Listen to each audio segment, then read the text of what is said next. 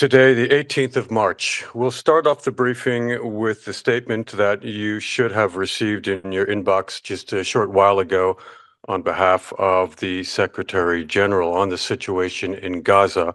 We also have briefers who will speak to the situation in Gaza, as well as the OPT. We have Tameen with us here. We have Tommaso online from IFRC. Just to mention, as you well know, the Secretary General here is currently in Geneva here to convene the informal meeting on Cyprus. And these talks actually started last night. They continue today. We shared a note with you on those talks, which is being convened in the context of the Secretary General's good office's efforts on the situation in Cyprus, which was agreed by the two leaders, the Greek Cypriot and Turkish Cypriot leaders, back in October. So we shared a note with you on that. But whilst here, the Secretary General issued a statement a short while ago on Gaza, which I will recite now. Secretary General is shocked by the Israeli airstrikes in Gaza, in which a meaningful number of civilians have been killed. He strongly appeals for the ceasefire to be respected, for unimpeded humanitarian assistance to be reestablished, and for the remaining hostages to be released unconditionally. So with that, I'm going to turn to Tommaso of IFRC, because Tameen from OHCHR has two issues, in fact. But first, we'll hear from Tommaso on the response in Gaza, and then we'll hear from our colleague from OHCHR, Tameen. So, Tommaso, over to you. Thank you very much, Rolando, and good morning all. Can you hear me well? Yes? We can. Okay, perfect. Thank you very much. So I would like to brief you on the latest updates from the devastating airstrikes in Gaza overnight. I'm sorry that I'm not there in person, but as you can imagine, it has been a very busy morning. We, the IFRC, have had some difficulties in reaching our colleagues at the Palestinian Crescent Society in Gaza. We have received some limited updates and will update when we can during the day. The information I'm going to give you were shared with us at 7 a.m. Gaza time. Palestinian Crescent teams have been responding to the attacks overnight. They have responded to 150 fatalities and 179 injured people. Children were among the casualties. Medical facilities are overwhelmed by the number of patients and by the pressure on dwindling supplies. We know there are shortages of food, supplies, and fuel. Palestinian Crescent teams are working to assess the impact of fuel shortages on ambulance services and the ability of first responders to reach those in need. There are shortages of medical supplies and medicines in hospitals and clinics, and this is making the provision of life-saving treatment increasingly difficult. As we all know, no fuel and no aid have entered Gaza since the beginning of March. Fewer ambulances are able to operate, and this morning's bombardment has seen ambulances responding across the entire Gaza Strip, which means fuel supplies have plummeted further. Palestinian Crescent teams are working to better assess this impact. The International Federation of Red Cross and Red Crescent Societies takes no side other than the side of humanity, and today we would like to reiterate our calls on all parties to maintain the ceasefire, protect civilians, humanitarians, and healthcare workers and facilities. The Red Cross, Red Crescent, and Red Crystal emblems must be respected and protected, and all parties must ensure the safety of those providing humanitarian aid. Ensure safe and uninterrupted access for aid and essential services everywhere in the Gaza Strip. Open all available border crossing to ensure a continuous and expanding flow of humanitarian aid, including medical supplies and food and fuel into Gaza. Immediately and unconditionally release all the hostages. Thank you very much. Thank you very much, Tommaso. I'll throw now to Tameen, who we also have on the line. Somebody you know well, Ajit Sungai, who's the head of the UN Human Rights Office, who is speaking with us from Amman. But over to you first, Tameen. Thank you, Rolando. You will have seen the comment issued this morning by the High Commissioner for Human Rights, Volker Turk, on last night's events in Gaza. We are horrified by last night's Israeli airstrikes and shelling in Gaza, which killed hundreds, according to the Ministry of Health in the Strip. this will add tragedy onto the tragedy. The last 18 months of violence have made abundantly clear that there is no military path out of this crisis. The only way forward is a political settlement in line with international law. Israel's resort to yet more military force will only heap further misery upon a Palestinian population already suffering catastrophic conditions. This nightmare must end immediately. The hostages must be released immediately and unconditionally. Those arbitrarily detained must be released immediately and unconditionally. The war must end permanently. We urge all states with influence to do all in their power to achieve peace and avoid further suffering of civilians. Now, going to the report that has been released by our office on the settlements. The government of Israel has ramped up settlement of the occupied West Bank, including East Jerusalem, transferring its own population into the territory and unlawfully demolishing Palestinian homes. At the same time, settler violence has increased with continued impunity. A report published by our office today also outlines the ongoing transfer of powers over the occupied Palestinian territory from the Israeli military to the government. By doing that, the Israeli government is facilitating the advancement of settlements in the West Bank and the steady integration of this occupied territory into the state of Israel, the report finds. Israel's settlement policy, its act of annexation, and related discriminatory legislation and measures are in breach of international law and violate Palestinians' right to self-determination. The transfer by Israel of parts of its own population into the territory it occupies amounts to a war crime. Today's report, which covers the 12-month period up to the end of October last year, refers to plans to construct over 20,000 housing units in new or existing Israeli settlements in East Jerusalem alone, according to Israeli non-governmental organizations. In the meantime, 214 Palestinian properties and structures have been demolished in East Jerusalem. Over 10,300 units within existing Israeli settlements in the rest of the West Bank are in the pipeline, and an unprecedented 49 new Israeli outposts have been established. The report also points to plans to increase the provision of Israeli government services in settlements. This further institutionalizes long-standing patterns of systematic discrimination, segregation, oppression, domination, violence, and other inhumane acts against the Palestinian people. The current climate has empowered Israeli settlers. The current climate has empowered Israeli settlers to attack Palestinians, force them from their homes, and seize their land. During the reporting period, a total of 612 Palestinians were killed in the West Bank, including East Jerusalem, by Israeli security forces and settlers. 24 Israelis were also killed in alleged attacks or clashes with Palestinians.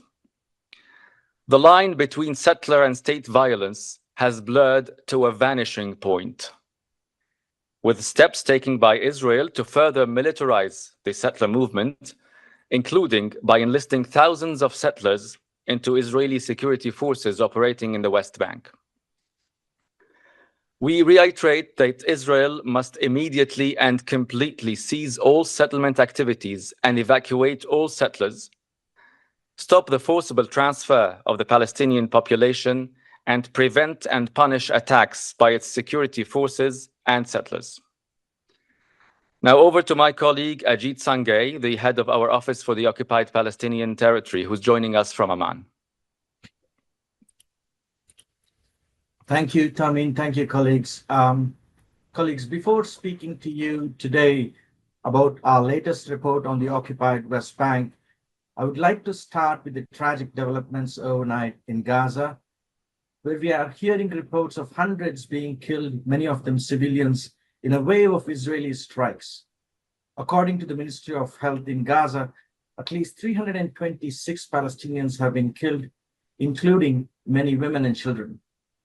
The Israeli military had already killed at least 106 Palestinians since the ceasefire started in January up to last night, mostly in and around no-go zones along the edges of Gaza. The Israeli military reportedly hit residential buildings, schools, IDP camps, a trend that has been documented extensively by our office since October 2023. We're again seeing the scenes of mutilated bodies of children and bodies wrapped in shrouds.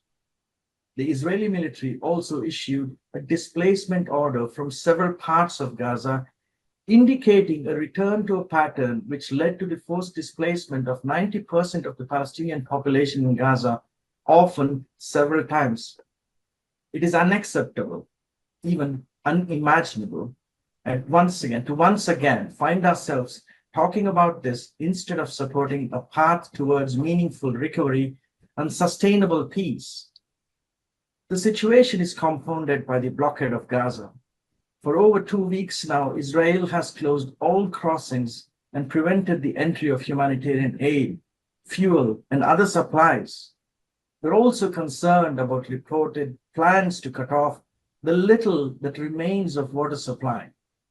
With no fuel, no electricity, and no aid, how can bakeries, water desalination plants, and other critical infrastructure operate?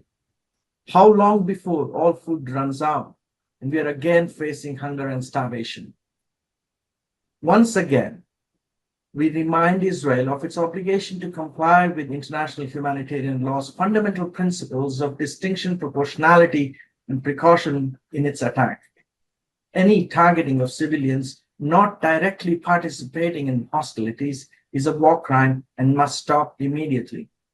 Blocking aid from reaching civilians is a collective punishment and must stop immediately. And the use of starvation as a weapon of war is a crime under international law. Simply, this violence and the killing must stop immediately. The hostages must be released. Those arbitrarily detained must also be freed. Now, colleagues, to the report we are putting before you today, which points to another deeply concerning trajectory taking place in the West Bank, including East Jerusalem. Israel is taking serious and accelerated steps to annex more and more parts of the occupied Palestinian territory in violation of international law.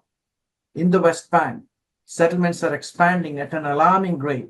This is coinciding with a series of legislative and policy steps that are increasingly allowing for land appropriation from Palestinians and further facilitating the extension of Israeli sovereignty and laws over the West Bank. The rampant forcible displacement of Palestinians from their homes and lands in the West Bank further exacerbates the situation. We're witnessing a violent and ever-expanding Israeli operation that started last January in the northern parts of West Bank, particularly in Jenin, Tulkarem, and Tubas. This operation has so far killed 59 Palestinians, displaced tens of thousands, and emptied the entire refugee camps. Displacement is further fueled by continuously increasing home demolitions and evictions, settler violence that can no longer be separated from state violence, and daily appropriation of Palestinian land on alleged security grounds, only to be later allocated to serve settlers. We have a clear legal pathway to follow here, confirmed last year by the International Court of Justice. The occupation of the Palestinian territory must end as rapidly as possible. All Israeli settlers must be evacuated, and all settlements of this territory must cease immediately. The international community has a strong mandate to take meaningful action to prevent annexation and ensure Palestinians' right to self-determination. Member states must act now. Thank you. Thank you very much, Adith. If you'll allow colleagues just to refer briefly to statement as well. On going back to Gaza, there was a statement issued by by Muhammad Adi, who's the humanitarian coordinator for the occupied Palestinian territory on the urgent need to reinstate a ceasefire. In this statement, I won't read the entire statement. It was shared with you. Of course, he refers to these waves of airstrike which occurred in early hours of the morning. He echoes what the SG says about the need for humanitarian assistance, the release of hostages, and the restoration of basic services and people's livelihood. So this is a statement from Mohammed Hadi, humanitarian coordinator. Okay, colleagues, we'll take questions we can take questions both on Gaza and on the settlements report, which we just heard about. So over to you for questions starting in the room, if there are any. I don't see that's a case. Oh, we do have one. Yes, Christian, of German news agency. Christian. Thank you. My question was to Tommaso. Is he still there? I guess, yes. Yes, I am. You were mentioning 159 fatalities. Can you, because the figures are all going in different directions, could you give us a bit more context? Where exactly was the Palestinian Red Crescent working? Which part of the Gaza Strip? And I assume there are other organizations who respond. So the 159 would not be an indication of the total number of casualties. Is that correct? Thank you. Yes, indeed. Thanks, Christiana. First, it's 150 fatalities and 179 injured people.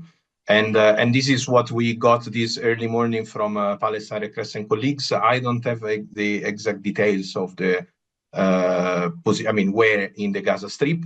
But then, I'll try to ask to colleagues when I'm able to talk to them. And of course, it's a team effort, so it's not only one organization responding. Even if the emergency number of the emergency ambulance services is basically dealt with Palestine Red Crescent teams. Yeah, let me just be clear, colleagues, as you well know, and we've said it from this pulpit for repeated crises. Situation is so fluid; it's really hard to give a precise number of casualties, those killed, those injured, those affected by these types of strikes. So we will certainly do our best to keep you updated on those statistics once we get them. Emma, Reuters. Good morning. One question for Tommaso or Tariq maybe, and one question for the UN Rights Office. The first one, can you update us on the situation of the hospitals and the field hospitals? What is your state of readiness right now to deal with this level of casualties, given the supply constraints recently? And for the UN Human Rights Office, there are some reports on the ground that the big 2,000-pound bombs have been used in these latest airstrikes. These were the ones that were paused by the US under Biden, and Trump lifted that pause since his presidency. Do you have any evidence? Have you been able to verify that they are part of the latest strikes? Thank you. So let's first take the questions on the health infrastructure. We'll start maybe Tommaso, then Tariq, I believe, is connected. So maybe we'll start with you, Tommaso, if you have anything to add on that, and then field hospitals, I think you mentioned, and then Tariq. Yeah, sure. Thank you, Rolando. Thank you, Emma, for the question. So, what we heard from Palestine Red Crescent colleague this morning is that medical facilities are literally overwhelmed all across Gaza after the recent developments, after the recent bombardments. Then I can add for the Palestine Red Crescent Field Hospital in Gaza City and the different and the other hospital in Khan Yunis and the different mobile health clinic, is that of course the situation is rapidly deteriorating even before the recent developments, because since the beginning of March we didn't get any other aid, any other medicine. Of course, it was very positive to have 6 weeks of aid entering, including medicine and medical supplies, but this was not enough to replenish all the stocks. So the situation, it's really complicated. We know that Palestine Red Crescent teams are very good in trying their best with limited capacity sadly in their history. But of course, the more we go ahead with no entrance of aid, the less we'll be able to take care of people. Thank you, Tommaso. Tariq? Hi, thanks, Rolando. So as Tommaso has already explained, there is an issue and there is a shortage of medicines because nothing has been coming in since March 2. So there is a 20 out of 36 hospitals that are currently partially functional, but unfortunately, because of this shortage of medicines, there is a risk of health workers not being able to provide treatment for different medical conditions, not only for trauma injuries. We have managed before the aid stopped coming in to bring in some supplies, and we are providing it to the functional health facilities. But again, we receive reports that many of these supplies are running out. We have some 16 trucks at Arish that are ready to get in. So we just echoed the call from Humanitarian Coordinator and the UN. We need the access, and we need obviously a ceasefire to get back, because again, it's just more suffering for Palestinian people, as we have heard from colleagues just this morning. Over. Thanks very much, Tarek. Over to you, Ajit, on the second question. Thanks, Rolando. Thanks, Emma, for that important question. Unfortunately, we don't have that information yet. We're hoping that we'll get something on that in the coming days. But if you recall, we had put out a report some months ago on the indiscriminate bombing. We had raised concerns about the use of 2,000-pound bombs. But your specific question about whether it has been used this morning, last night, I don't have it yet, but we can come back to you in the next few days. Thanks a lot. Thanks very much. I'll take your question in a second, Jeremy, but shared a next post from Philip Lazzarini of UNRWA. As you know, Commissioner General for UNRWA just posted the following. In Gaza, awful scenes of civilians killed, among them children, following waves of heavy bombardment from Israeli forces overnight, fueling hell on earth. By resuming the war will only bring more despair and suffering. A return to the ceasefire is a must. Again, this is Philip Lazzarini, Commissioner General of UNRWA. Jeremy Adafi. Yeah, another way to put it is how long till the hospitals and the ambulances of the Red Cross run out of fuel? Nothing could enter since March 2, you said. So technically, how long till the ambulance can actually function? Thanks, Jeremy, for the question. Actually, I don't have a timeline, and I don't want to speculate on that. What we know is that the situation is really rapidly deteriorating, as I said. So but then I'm not able to give you a timeline on that. Yeah, certainly. Again, the situation as it is now is very fluid, and we'll certainly try to give you these types of responses as we receive them from our humanitarian colleagues on the ground, chiefly. So let's take other questions in the room before turning online. I don't see any in the room, so we'll take a question from Gabriela of El Proceso. Gabby. Thank you very much, Rolando. Good morning. One just a thing to say, and then a question. That online we see the person that are speaking, but we don't see the names. So if we didn't get the name, when you mention, we don't know who is speaking. So it will be nice if you put some sign, to them to know who is speaking.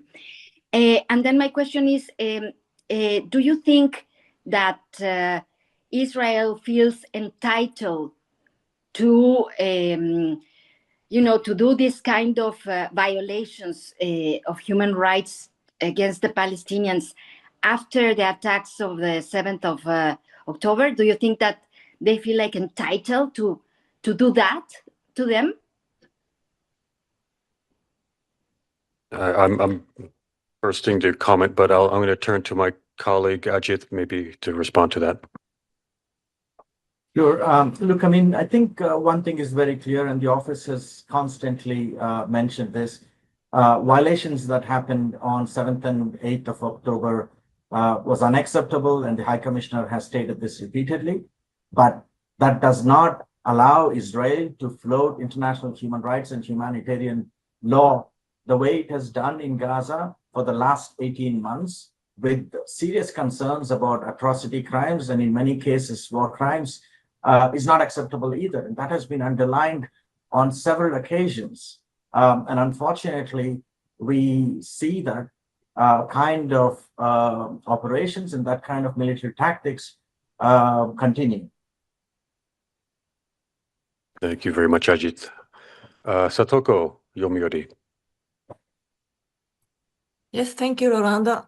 Thank you very much for doing this. I have a question to Ajit on Gaza. How do you describe the situation in Gaza in terms of ceasefire? Do you think the ceasefire has ended now? Thank you. Look, I think that's a very tricky question. It's for the parties to the conflict to say whether the ceasefire, they pulled out of ceasefire or not. But the fact remains that there have been strikes, there have been killings, there have been orders of displacement for the people. And we are seeing what we have seen over the past 18 months, which is misery, suffering, killing, death, injuries, again, blockade for humanitarian aid to enter in, cutting off electricity, water. This is what we had seen even before the ceasefire came into being in January. So whether the ceasefire is continuing or not in these circumstances, for me, it becomes a little superfluous. We focus not on the ceasefire monitoring, but we focus on human rights monitoring and IHL monitoring. And on that basis, I can say we have somehow gone backwards, to say the least. Indeed. Thank you very much for that. I mean, well, of course, maybe just add my comments on behalf of the UN broadly, just to say what we've been saying repeatedly for 17 months now. I mean, the ceasefire, well, in terms of the ceasefire, which was agreed to, in December, it provided a crucial humanitarian lifeline. It allowed delivery of aid, which hadn't been getting in, food, medical supplies, and so much more. And it created this relief for those caught up in this 17-month conflict. So let's be mindful of that. Further questions? Antonio, Effet. Thank you. My question is for Mr. Sungai. I want to know if Israel notified the Euroffice or any other UN agencies about its will to break the ceasefire this night, and also if you have comments on the way the ceasefire has been broken. Do you think it has respected the international law? Thank you. Thanks a lot. No, at least I can speak on behalf of Office of the High Commissioner for Human Rights. We have not been informed about any intentions of striking Gaza, that I can say. I cannot speak on behalf of other UN entities, but this is what I can say. From our perspective, OHCHR has not been informed, and this is not their practice either. The second thing is on breaking of ceasefire. Look, I mean, constantly, the High Commissioner for Human Rights, the SG himself as well, and a number of other principals have asked all parties to make sure that they stick to ceasefire agreement, to the maximum. And they've also called on member states to make sure that the ceasefire agreement is abided by. And we have also encouraged the parties to the conflict to move forward with the next phase of ceasefire and make sure that the war is finally ended. So this is where it remains. Now, whether it breaks international law or not, I think what is important is what we've seen this morning or last night is already an indication that international human rights and IHL have already started being disregarded. And we talk about disproportionate use of force. We talk about, the lack of distinction and nationality that the IHL requires. Thank you very much, Ajit. Do we have further questions on either? Okay, we do. Emma? If I may, for Ajit, please. Even before these latest bombardments, Gaza was already such a toxic place with millions and millions of tons of rubble, toxins, unexploded bombs. what do these latest bombardments mean for you for the future of Gaza? Can any of these big grandiose plans that Trump has, that the Arab group have, ever be realized, or is this turning into a sort of almost an unlivable place? Thank you. Thanks, Emma. I think the focus should obviously be on ending the war that we've basically said repeatedly, moving on to early recovery phase. It's also something we have again and again stressed, and reconstruction. Now, that is possible, in my humble opinion, but that requires cooperation of a number of parties. Israel to start with. You know, we have constantly mentioned that our colleagues from UNMAS have been unable to take the required apparatus, the equipment to demine, so on and so forth. Rubble removal is a huge issue. It will take time, and the UN has actually given a rough estimate of these, efforts, and it will take years. But it cannot happen without the support and push of the international community and the will. So that's where it stands. But in my opinion, yes, it is possible.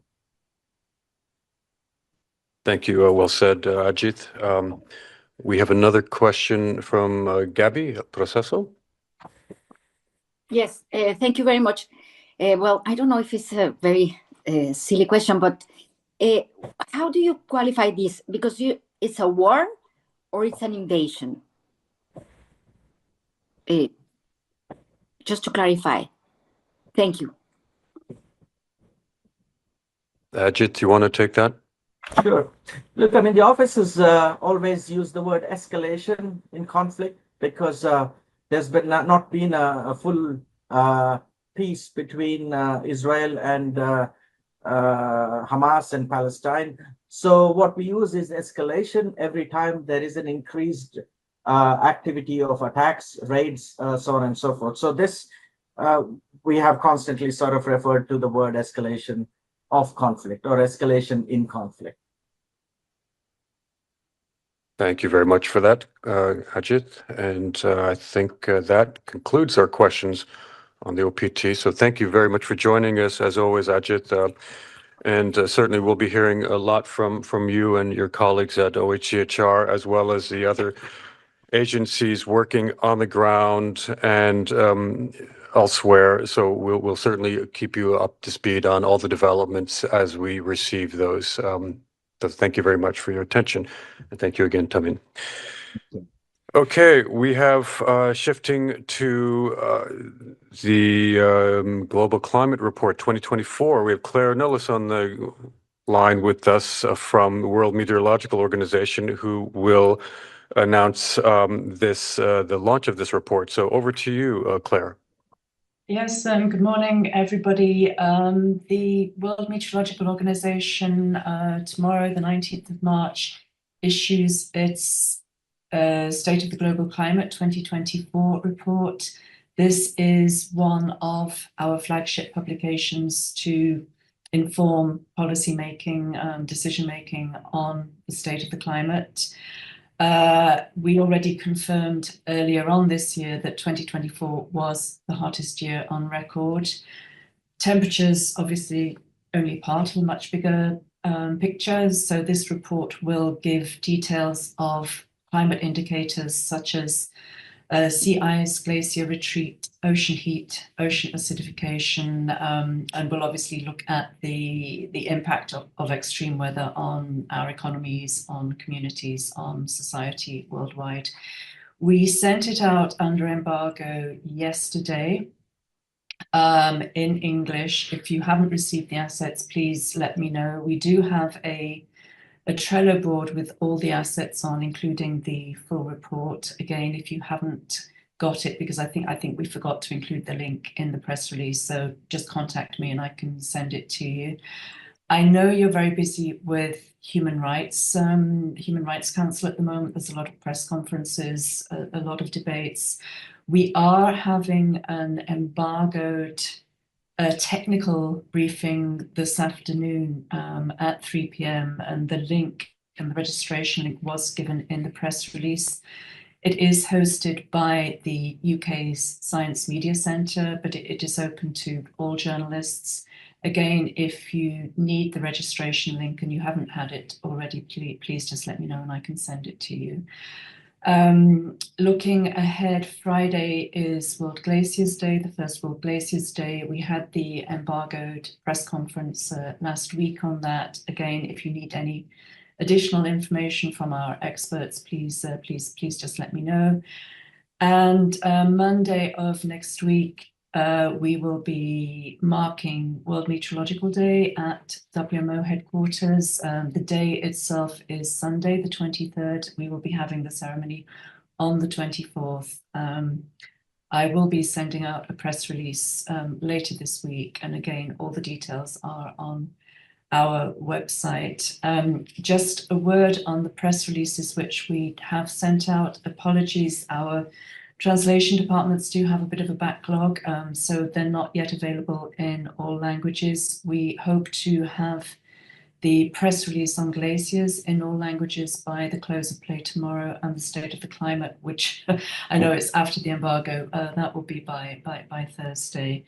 And finally, looking ahead to next week, just for your planning purposes, on Friday, the 28th of March, we move on to the first of our regional State of the Climate reports.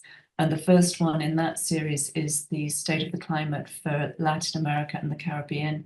That will be released during a regional meeting we're having in El Salvador. And again, I will send you that material under embargo. There's no plans for a press conference, and the meeting itself, I don't think is accessible to journalists, but I can check on that. But in any event, you will get the the report and the press release in advance under embargo. Thank you.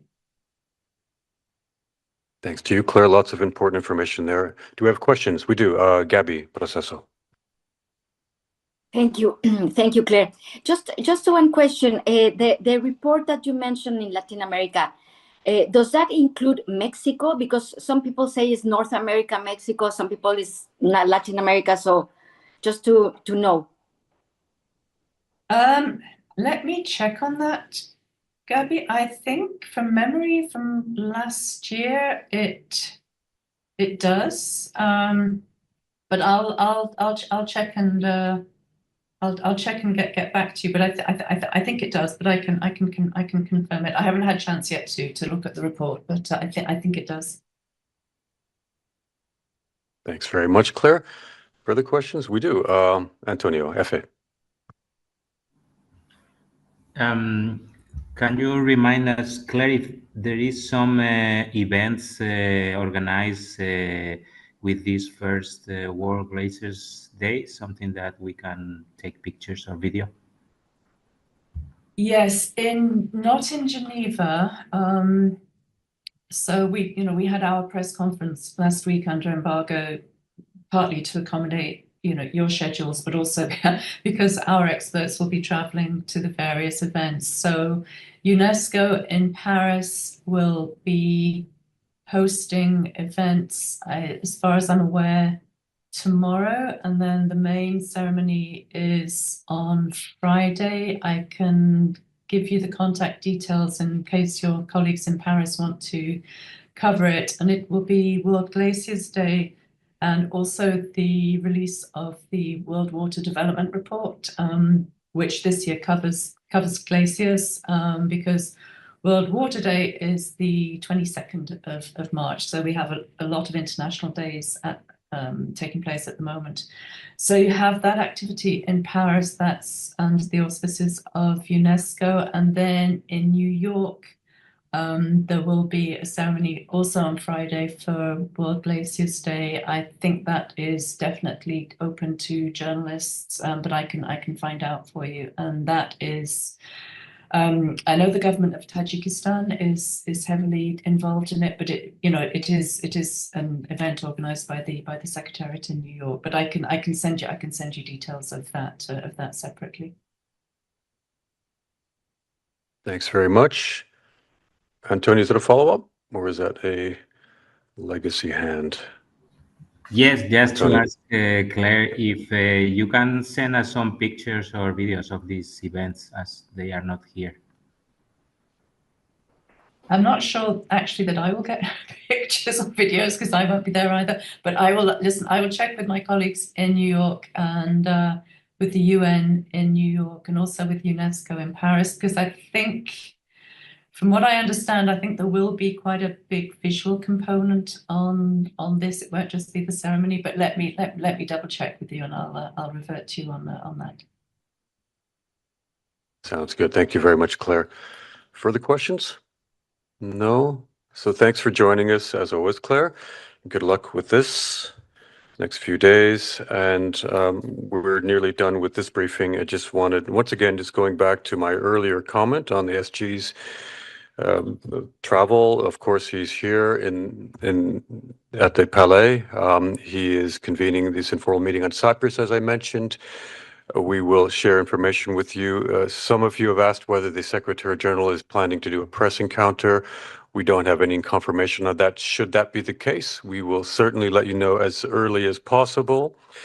We do have a few other events surrounding the talk going on here, including a press conference by the Turkish Cypriot leader. If you just give me a moment here. Yes, Mr. Ersin Tatar, Turkish Cypriot leader, will brief you here in this room at 3:30 today. And this is the one press encounter that I can announce in the context of the Cyprus talks. I will, before going to the other press conferences, let me just continue with some other plans from the Secretary General. After leaving Geneva this evening, the Secretary General is headed to Brussels, where he will meet with European Union leaders. This was already announced by the spokesperson in New York, but I'll just repeat a few elements for your information. This is the meeting with the European Union leaders is something, as you know, he's been doing for the past several months and years, in fact. Tomorrow, he's scheduled to meet with Ursula von der Leyen, the President of the European Commission, and Antonio Costa, the President of the European Council, as well as Roberta Metsola, the President of the European Parliament. And on Thursday, at the invitation of Mr. Costa, the Secretary General will take part in a working lunch with heads of state and government of the European Union and at the opening of the European Council. There's more information that we shared with you previously about the SG's plans in Brussels. A few other items just wanted to put on your radars. You've received yesterday a note to correspondence on Yemen concerning the recent developments in Yemen, through which the UN expresses its concern about the continued threats by Houthis to resume their attacks targeting merchant and commercial vessels in the Red Sea, as well as about their reported attacks against military vessels in the area. The SG calls for the full freedom of navigation in the Red Sea. Now, in this statement, we also reiterated our concern at the launching of multiple strikes on Houthi-controlled areas in Yemen by the United States in recent days, which, according to Houthis, the airstrikes resulted in 53 deaths and 101 injuries. So this is a statement that we shared with you yesterday. We also shared a statement on behalf of Tom Fletcher, the Undersecretary General for Humanitarian Affairs, on Syria, concerning at the Brussels conference, which is titled Standing with Syria, Meeting the Needs for a Successful Transition. This is a statement that we shared with you yesterday. And almost lastly, we have just a couple of, I have for you a couple of meetings to make sure you keep you on track here. The Human Rights Committee is still meeting. They conclude their 143rd session this Friday, next Friday, the 28th of March, excuse me. What are the issuing concluding observations of the 5 countries reviewed? Okay, so next Friday they will conclude and they will issue their observations for Montenegro, Burkina Faso, Zimbabwe, Mongolia, and Albania. Committee on the Rights of Persons with Disabilities. That meeting will, next Thursday, the 21st of March, there will be a general discussion on Article 29 of the Convention, which concerns the participation of political and public life of persons with disabilities. Very important angle, of course. And then the Committee on Enforced Disappearances. Another concurrent human rights treaty body is holding its session, which started yesterday, this 17th of March, and will be over the course of these 3 weeks, we'll be reviewing the situations in Serbia and Gambia, Central African Republic, Peru, Belgium, and Malta. You have all the background notes on these treaty body sessions. And lastly, but not least, of course, is the Human Rights Council, which has been dominating much of your agendas for the last few weeks. We have a very busy day. We have the beginning of country situations being starting today, in fact. This is item 4, otherwise referred to as country situations. We have this morning a dialogue with the Special Rapporteur on the Islamic Republic of Iran, May Sato, and this is a first appearance before the Council, followed by the report of the independent international fact-finding mission on the Islamic Republic of Iran, who spoke with you at a press conference last week, as you know. And then we'll have the independent commission of inquiry on Syria later in the morning. And then this afternoon, time permitting, we'll have the international fact-finding missions on Venezuela and the commission of inquiry on Ukraine. So lots of hard news there, all contained in the update that Pascal shared with you earlier, or last night, in fact. Emma. Rolando, I just wanted to make sure I didn't miss something. Has Guterres, who is here in our time zone, right, maybe in this building, has he reacted at all to the Gaza, the latest I in just Gaza? read out the statement that we shared this morning with you just before the commencement of this. Okay. Should we have anything else on behalf of the SG or any other principal, of course, we'll share that with you. But that statement is what we have for the moment. Okay, and we did share that. We shared it. We sent it. If you haven't received it, do contact maybe Solange. We sent it out, I think, around 10 o'clock this morning. it's been a deluge, but Okay, it's been a deluge. You're right.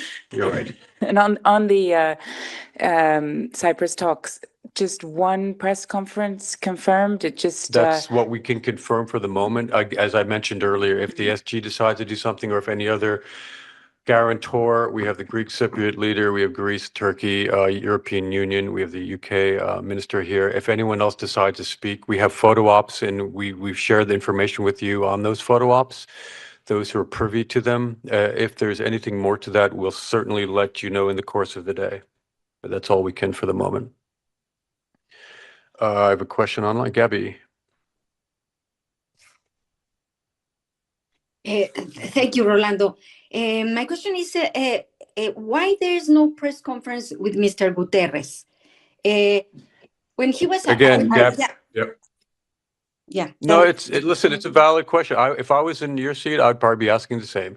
Honestly, we don't have anything to confirm at this point. If something changes, the SG is always very amenable and happy to speak with you. He has a tight agenda, of course, and should there be that opportunity, we'll let you know as soon as possible. John, go ahead. Tarakostas. Yes, good morning. Can you hear me there?